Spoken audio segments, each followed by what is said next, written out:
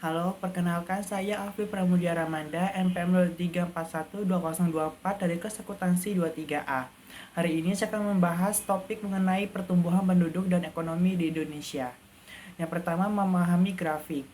Di chapter 18 terdapat grafik yang menunjukkan prediksi pertumbuhan penduduk Indonesia dari tahun 2014 hingga 2024. Grafik ini menunjukkan tren peningkatan populasi yang konsisten dari tahun ke tahun.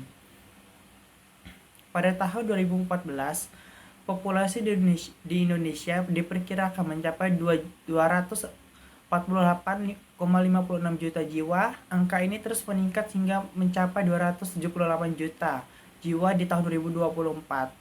Yang kedua, membedah pertumbuhan ekonomi. Pertumbuhan penduduk ini tentu saja memiliki hubungan erat dengan pertumbuhan ekonomi. Pertumbuhan yang besar dapat menjadi sumber daya manusia yang potensial untuk mendorong pertumbuhan ekonomi. Namun di sisi lain, populasi yang besar juga dapat menimbulkan tantangan dalam hal penyediaan lapangan pekerjaan, infrastruktur, dan layanan publik. Yang ketiga adalah membahas tantangan dan peluang. Lalu bagaimana Indonesia dapat memanfaatkan potensi demografinya untuk mencapai pertumbuhan ekonomi yang berkelanjutan?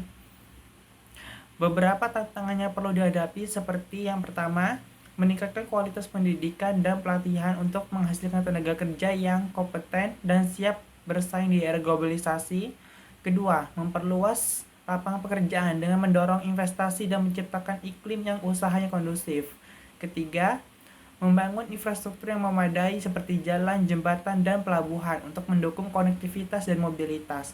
Keempat, meningkatkan akses terhadap layanan publik seperti kesehatan, pendidikan, dan air bersih.